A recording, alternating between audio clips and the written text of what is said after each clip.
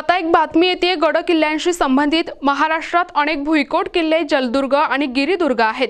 त्यापैकी धाराशिव जिल्ह्यातील नळदुर्ग किल्ल्याचा समावेश हा भुईकोट किल्ल्यात होतो। राज्यातील भुईकोट किल्ल्यांमध्ये नळदुर्गचा किल्ला हा सर्वात मोठा मानला जातो। या ऐतिहासिक किल्ल्याची पाहणी करण्यासाठी जिल्ह्याचे पालकमंत्री प्रताप सरनाईक यांनी आज किल्ल्याला भेट दिली। यावेळी त्यांनी किल्ल्याच्या सद्यस्थितीची पाहणी केली आणि पर्यटन वाढीसाठी तसेच किल्ल्याच्या जतनासाठी आवश्यक सर्व सुविधा आणि संरक्षणात्मक उपाययोजनांसाठी लवकरच पावले उचलण्यात येतील असे आश्वासन दिले। धाराशिवच्या ऐतिहासिक वारशाला नवसंजीवनी देणे ही आपल्या सर्वांची जबाबदारी आहे असे मतही त्यांनी यावेळी व्यक्त केले। च्या माध्यमातून कसं टाकता येईल, काही प्रकल्प आम्ही तयार केलेले आहेत। म्हणजे तसं बघायला गेलं तर मी येण्यापूर्वीच हा आराखडा सुद्धा केला होता।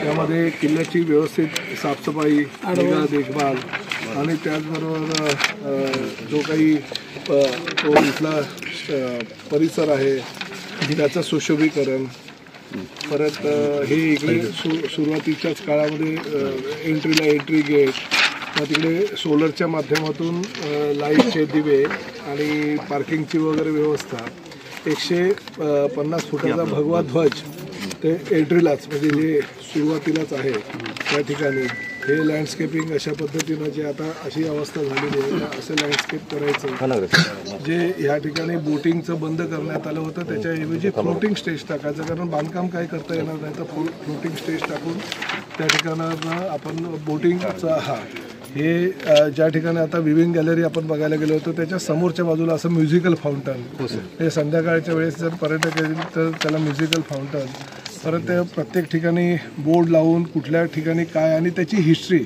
म्हणजे एखादा पर्यटक एकटा आला तर त्याला ती हिस्ट्री बोर्ड वाचून सुद्धा त्याची कळली पाहिजे। त्या ठिकाणची झाडं झुडूप आहेत किंवा ते दगड आहेत त्याची माहिती कळावी आणि हे सगळं सोलरच्या माध्यमातून करून अजून ह्यामध्ये काय आपण जास्तीत जास्त अजून काही सुविधा उपलब्ध करून देता येते तर त्याचं इस्टिमेट आपण बनवायला सांगितलं आहे। जेवढं काही DPC मधनं होईल ते DPCतनं, पण उर्वरित राज्य शासनासुद्धा सकारात्मक आहे आणि याचं वैभव परत कसं आपल्याला, कारण 1300 म्हणजे जवळजवळ 1385 म्हणजे जवळजवळ नाही म्हटलं तरी 700 ते 750 वर्षाचा इतिहास आहे। हा इतिहास जतन करणं आपलं कर्तव्य आहे, त्यामुळे त्याच्यामध्ये हयगय होणार नाही। आपण जास्तीत जास्त प्राधान्य देऊ आणि चांगल्या वर्धन करायची गरज आहे, कारण किल्ल्यावर झाडं झुडपं फार मोठ्या प्रमाणात आहे। मध्यंतरीच्या काळामध्ये BOT तत्वावर एका ठेकेदाराला देत होतं तर काम पण चांगल्या प्रकारचं करत होता, परंतु 10 वर्षाचं कॉन्ट्रॅक्ट संपल्यानंतर काही गोष्टी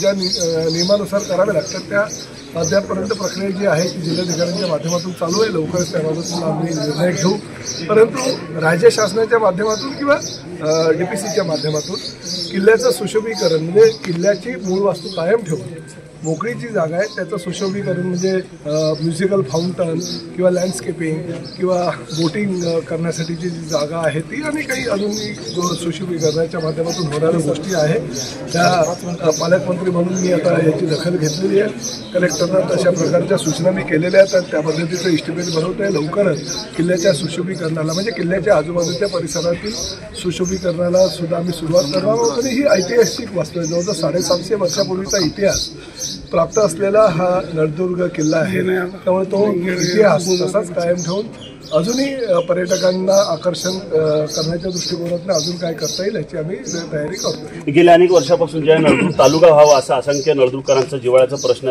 तुमच्या माध्यमातून काय प्रतिक्रिया झाला? नाही, आता बघा तालुका होणं किंवा जिल्हा होणं ही राज्य शासनाच्या अखत्यारीत्या असलेली गोष्ट आहे, परंतु ज्या पद्धतीने जर तालुक्याच्या सगळ्या ज्या म्हणजे जी क्षमता असेल आणि क्रायटेरिया जो असेल त्याच्यामध्ये जर ते बसत असेल तर निश्चित त्यांना यश प्राप्त होईल। परंतु प्रत्येक लोकांची जी इच्छा आहे ती काही कायदेशीरदृष्ट्या अडचणीची असल्याकारणाने आम्ही पूर्ण करू शकत नाही, परंतु जर हा नळदुर्ग किल्ला तालुक्याच्या कार्यक्षेत्रामध्ये बसत असेल, क्रायटेरिया जर पूर्ण होत असेल तर निश्चितपणे पालकमंत्री म्हणून मी त्याची जबाबदारी घेण्यानंतर पुढाकार घेईन। विकासात्मक दृष्टिकोनाकडून काय एकंदरीत बदल करावा असं वाटतं शहराच्या बाबतीत?